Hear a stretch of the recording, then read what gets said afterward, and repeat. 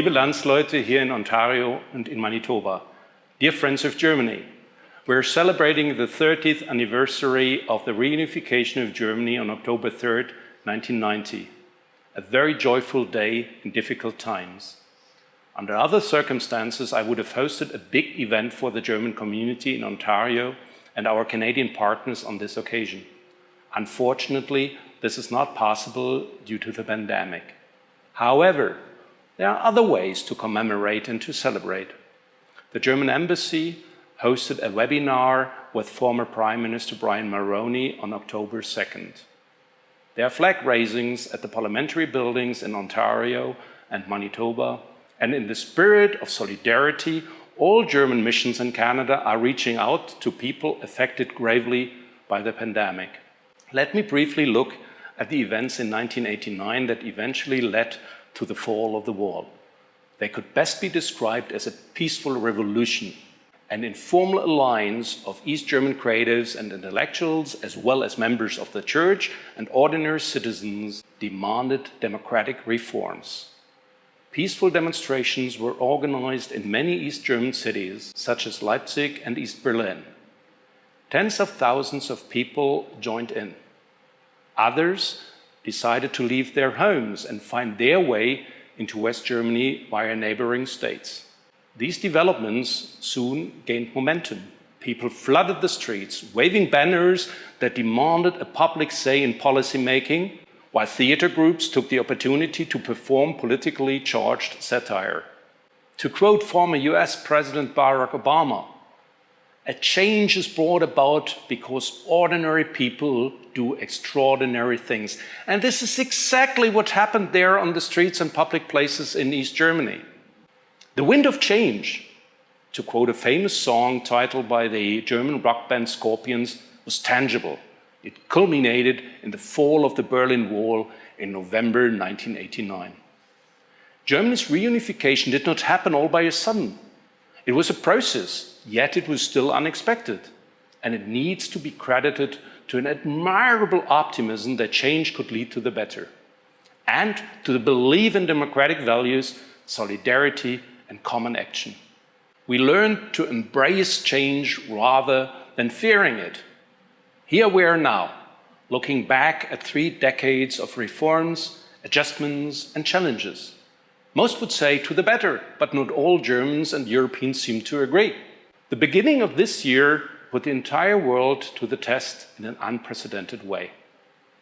The COVID-19 pandemic devastatingly swept away lives, health, and economic growth and left us with social and economic questions that still remain widely unanswered. As every country in the world tries to cope with the virus and its flaring waves, we have witnessed the vulnerability of neglected and less privileged parts of our societies. Be it the large number of cases and deaths in retirement homes and migrant accommodations, or the gloomy situation of the hospitality industry and artist community. We still have to do better in both our countries to protect the weaker ones. We have once again discovered that only common action is effective action.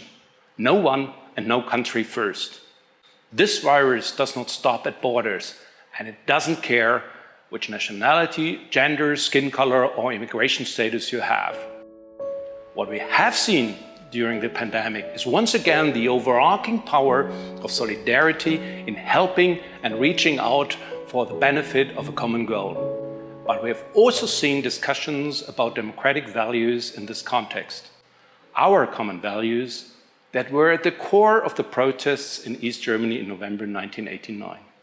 Seeing thousands of anti-COVID demonstrators in recent days, shoulder to shoulder with conspiracy theorists, neo-Nazis, and other right-wing groups, denying the existence of the virus and not respecting the COVID rules and regulations, makes me speechless, sad, ashamed?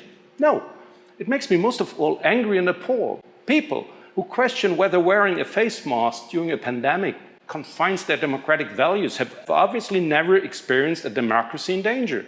We're lucky in Canada and in Germany to live in democratic societies where everyone can dispute everything. However, enjoying fundamental democratic rights also means to respect the rights and the health of others. 3 decades ago, people all over Germany, in Europe and beyond, supported the peaceful revolution in East Germany and the reunification. Today, we again need that international spirit of solidarity to jointly fight the pandemic, to save lives and to strengthen our open democratic societies. Germany's reunification, for example, would not have been possible without common action of several countries, including Canada. Your country, dear friends, our host country, played a crucial yet less known role during these historic events. In November 1993, German Chancellor Helmut Kohl told a committee of the Bundestag that Germans will always remember a few foreign leaders for their work in assisting our nation's quest for unity. One of them was former Canadian Prime Minister Brian Mulroney. Today, we're looking back at 30 years of a united Germany, a country deeply anchored within the European Union and committed to be a reliable multilateral partner. Yes, we are living in challenging times, but I'm confident that the kind of vision, solidarity and optimism that brought tens of thousands of people onto the streets in 1989 will also guide us through this crisis. I wish us the spirit of these days right now. Please stay healthy, safe and positive in the months to come.